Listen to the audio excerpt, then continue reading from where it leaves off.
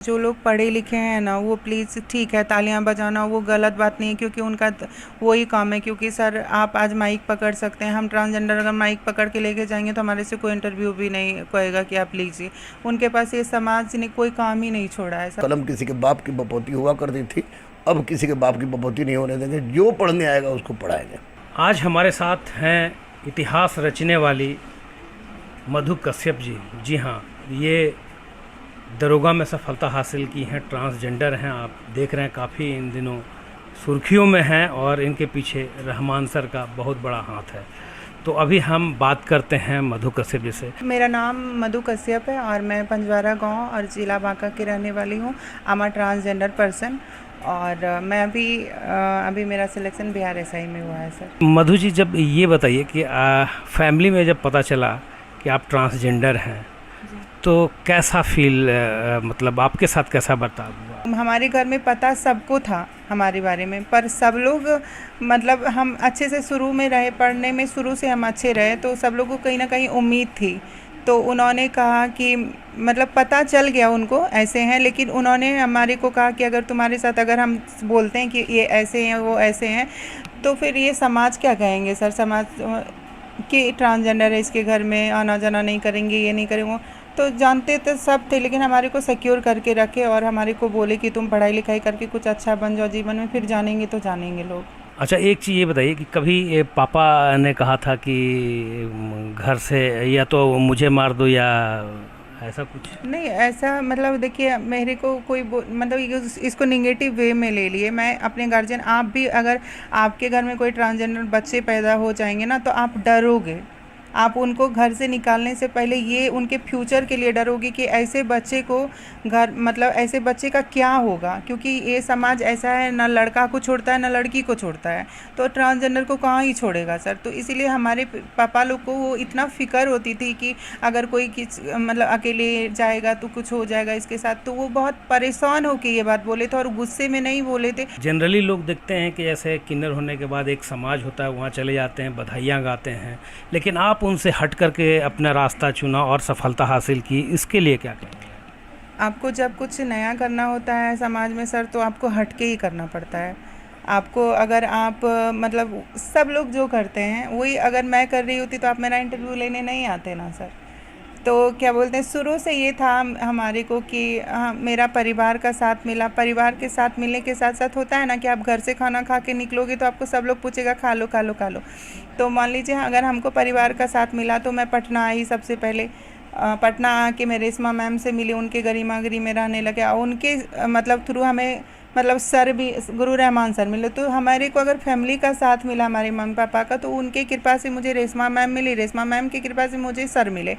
तो मतलब मिलते गया तो जो सोचते थे वो मतलब जब ये मिले, गुरुजी मिले, तो आप सोच सकते हैं कि आपको जब भूख लगेगी तभी ना आप खाना खाने सोच सकते हैं। तो आपको जब दिखेगा कि नहीं ये अगर मैं खाना खाऊंगा, अगर ये खाना यहाँ पे रखा है तभी खा सकते हैं, नहीं दिखेगा तो आप कैसे खाने को सोच सकते हैं।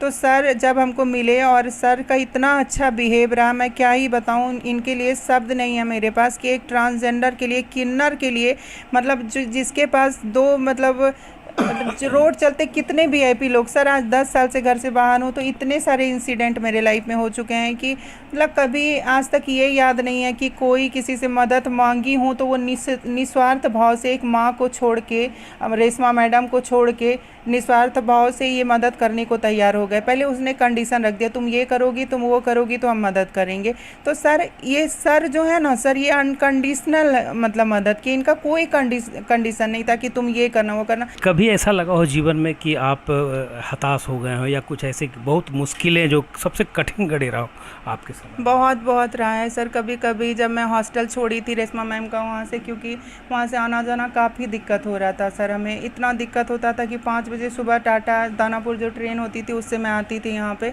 और हॉस्टल में देखिए बहुत सारे लोग होते हैं सर, तो वो उनके लिए 8 बजे खाना बनता था, मुझे 4:30 बजे वहाँ से निकल के फिर हॉस्टल आना, तो मेरे लिए सुबह को वहाँ तो नहीं ना बनता। मैं कोई स्पेशल ट्रांसजेंडर थोड़ी थी वहाँ पे और सारे बहुत सारे ट्रांसजेंडर, किसी दिन होता था सर खाना भी नहीं मिलता था और यहाँ पे आते थे हम।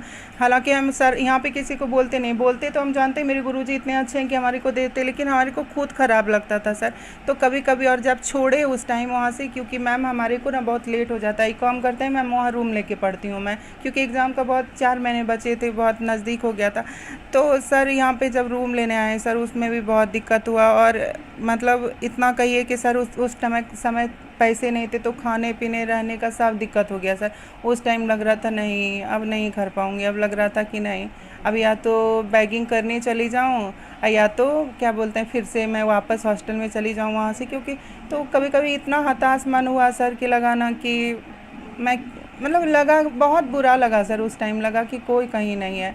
फिर सुल्तान सर मदद किए, फाइनेंशियल मदद, फिर उनके वजह से हम सब कुछ यहाँ पे रहना वहना स्टार्ट कर पाए, और विद्या जितना ग्रहण कर पाई हूँ ये गुरु जी का कृपा है सर। अच्छा, तो अब कैसा फील हो रहा है? आपको सफलता मिला और आप दरोगा भी बनी, और आपको सरकार ने सबसे ये दिया था उस कोटे से रिजर्वेशन दिया था, उस कोटे से बनी है, तो अब क्या कहेंगे सरकार को? सरकार को तो ढेर सारा नीतीश कुमार जी को धन्यवाद देना चाहूँगी कि उन्होंने इस लायक समझा, क्योंकि मेरी रेशमा मैम का 20 साल का कड़ी तपस्या है सर, उन झोला लेके ऑफिस घूमी है इस आरक्षण के लिए, तो उनके लिए उनकी जीत है सर। सबसे पहले तो उनको धन्यवाद देना चाहूँगी, रेशमा प्रसाद जी को, फिर आदरणीय मुख्यमंत्री जी को ढेर सारा धन्यवाद देना चाहूँगी, और सबसे ज़्यादा धन्यवाद तो देना चाहूँगी गुरु रहमान सर का, सुल्तान सर का। अगर गुरु जी नहीं होते, अगर यहाँ पे नहीं पढ़ाते, सब इतने अच्छे टीचर नहीं होते, मुन्ना सर नहीं होते, परवीन सर नहीं होते, कुणाल सर नहीं होते, तो आज हम आपके सामने यहाँ पे नहीं बैठे होते और आप मेरा इंटरव्यू नहीं ले रहे होते सर। अच्छा, आप पहला दिन जब आई थी यहाँ पे, तो आपको क्या लगा था कि हम यहाँ से सच में दरोगा बनेंगे? मैं पहले दिन आई तो मैं कहूँ सच तो मैं डर गई थी मैं इनको देख के डर गई थी सर को। हाँ, मैं सोची ना कि मतलब कि जिस क्लास में गए तो मोस्ट ऑफ द जो टीचर होते थोड़ा हैंडसम दिखते ही हैं, तो बहुत सारे जगह पे गई तो हैंडसम टीचर दिखे, और वो बोले कि नहीं एडमिशन नहीं लूँगा, जो आपके बैठने से माहौल ख़राब हो जाएगा, क्या कहेंगे लोग एक ट्रांसजेंडर को आप पढ़ाएं, हमारे क्लास में लड़का लड़की नहीं बैठेंगे। हम बोले बाप रे, जो इतने अच्छे सुंदर टीचर लोग ऐसे बोल सकते, तो इतने स्ट्रिक्ट टीचर पता नहीं क्या करेंगे मेरे को, ये तो भगा ही देंगे। फिर वो हिम्मत करके आई सर के पास, सर को प्रणाम की और सर को बोली कि सर मैं एक ट्रांसजेंडर हूँ और मैं पढ़ना चाहती हूँ सर, क्या आप मुझे पढ़ाएँगे? तो बोले अरे वाह, ऐसा क्या बात करने का है, यहाँ पे बोर्ड पे लिखा हुआ है सर, जब सीढ़ी चढ़ते हैं आपके यहाँ गरीब असहाय क्या कमज़ोर सबको पढ़ाया जाता है। तो 11 रुपये में पढ़ा। हाँ सर, 11 रुपये में तो जिसको पढ़ाते हो, मेरे से तो 1 भी रुपया नहीं लिए सर। तो क्या बोलते हैं क्या, तो मैं आई बोली सर को पढ़ाने के लिए, तो सर मेरे से बात किए, अब बात करने के बाद उसी समय सर मेरे माथे पे लिख दिए थे ऐसा ही। तो फिर तो आप सोचिए कि जिस जहाँ गुरुकुल में आके इतना इज्जत मिला, सम्मान मिला, तो आपको कहीं ना कहीं उसी टाइम मुझे लग गया था। हम बोले इतना सारा मतलब जितने सारे इधर मटेरियल्स दिए जाते, नोट्स वोट्स सब दिए उस टाइम, तो मुझे उस टाइम लग गया था नहीं मैं करके दिखाऊंगी, और मैं क्या बोलते हैं ठान ली थी कि नहीं मैं बन जाऊंगी। अपने समाज के लिए क्या कहेंगे, जो लोग ट्रांसजेंडर हैं और वो सीधे निकल जाते हैं अपने समाज में, और वो तालियां बजाना और बधाइयाँ गाना, अपने समाज को क्या मैसेज देंगी आप? अपने समाज को ये मैसेज दूंगी कि जो लोग पढ़े लिखे हैं ना, वो प्लीज़, ठीक है तालियां बजाना वो गलत बात नहीं है, क्योंकि उनका वही काम है। क्योंकि सर आप आज माइक पकड़ सकते हैं, हम ट्रांसजेंडर अगर माइक पकड़ के लेके जाएंगे तो हमारे से कोई इंटरव्यू भी नहीं कहेगा कि आप लीजिए। उनके पास ये समाज ने कोई काम ही नहीं छोड़ा है सर, कोई काम नहीं, सारे जगह आप स्त्री या पुरुष बैठे हैं चढ़ के। सर आपको गुस्सा लगा इसके लिए क्षमा कीजिएगा सर, लेकिन आज 77 साल संविधान का आज़ाद हुआ हो गया, उस संविधान में लिखा हुआ है सब जगह आर्टिकल में जितने स्त्री पुरुष को सबको समानता दी गई है, उनको सबको अधिकार उस टाइम से मिल गया, हमको 77 साल क्यों बाद मिला सर?